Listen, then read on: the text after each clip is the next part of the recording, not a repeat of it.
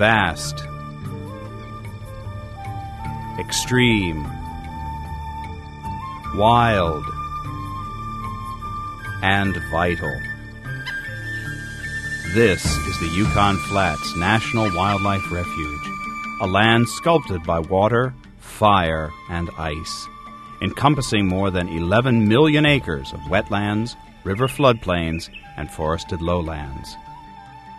Straddling the Arctic Circle, the refuge lies in a vast wetland basin formed over the millennia by water and scouring ice moving down the constantly changing Yukon River. Bordered by the Brooks Range to the north and the White Mountains to the south, 10 major tributaries flow through an expansive floodplain before discharging into the Yukon River. Periodic flooding and frequent lightning-caused fires have shaped an elaborate mosaic of vegetation types across the basin. This mix provides excellent habitat for an abundance of wildlife species. Here, the drama of nature is played out every day in a natural and virtually undisturbed ecosystem.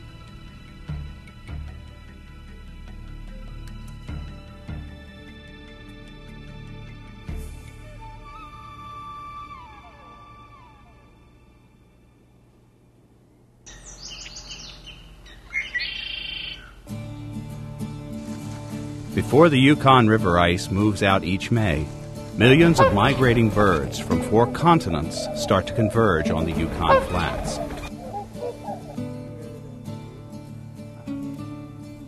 More than 150 bird species have been identified on the Yukon Flats.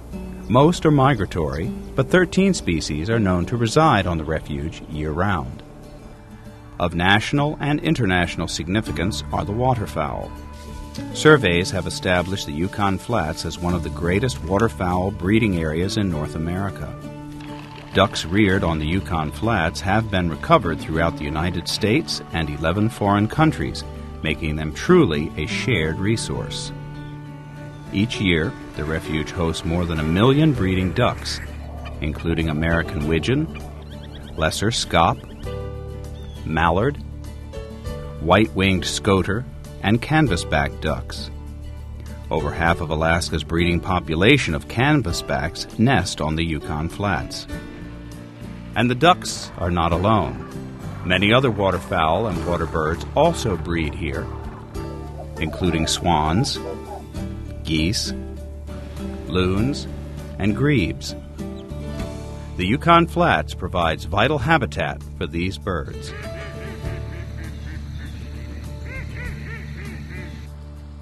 These breeding grounds become even more critical when drought hits the Great Plains far to the south, forcing birds to fly northward and breed in areas with ample water, such as the Yukon Flats.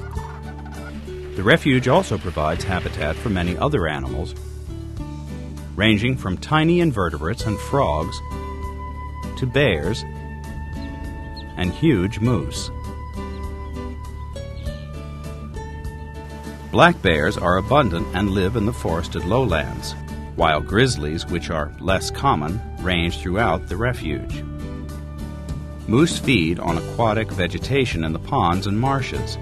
During winter, they concentrate in stands of willow, birch, spruce, and poplar located in burns and along major rivers.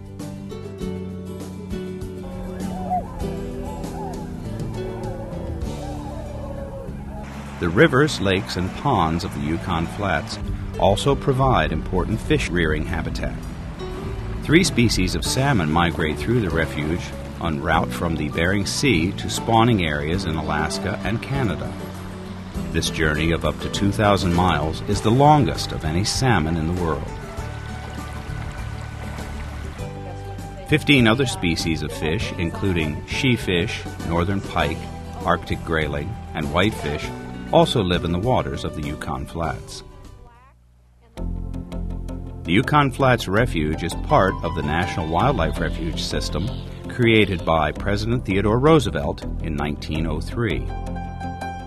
It is one of over 540 national wildlife refuges in the United States, totaling more than 94 million acres, Our National Wildlife Refuge system is the world's largest network of federal lands and waters dedicated to conserving fish, wildlife, and their habitats. The refuge was added to the National Wildlife Refuge system in 1978. It is the third largest refuge in the country, covering an area larger than many northeastern states. While wild and remote, the Yukon Flats has a long history of human use and visitation. Archaeological evidence suggests that prehistoric hunters from Siberia passed this way more than 10,000 years ago. Gwich'in and Koyukon Athabaskan people have lived and hunted on the Yukon Flats for generations.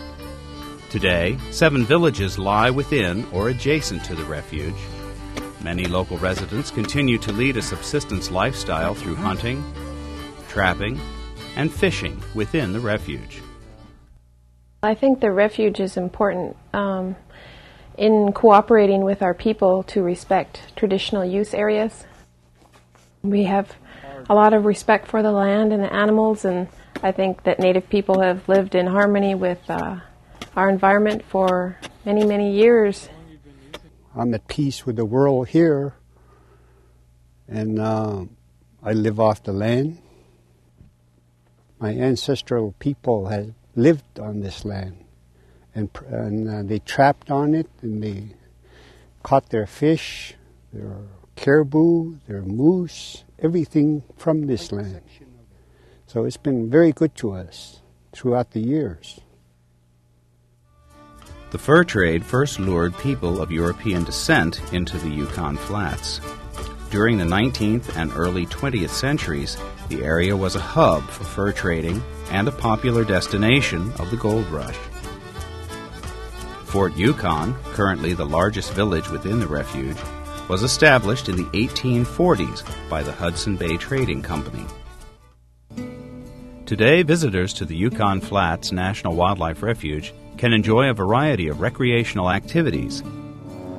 With no roads or developed trails, access within the refuge is primarily by river during the summer months and by travel across the frozen landscape during the winter. It's hard to imagine a world without wild places, without wildlife. Even here in Alaska, the Yukon Flats have been threatened by development. An immense hydroelectric dam project was planned in the 1960s that would have flooded 10,500 square miles of the Yukon Flats, an area larger than Lake Erie. Now, as a national wildlife refuge, this vast, extreme, wild, and vital area will continue to host nature's drama for generations to come.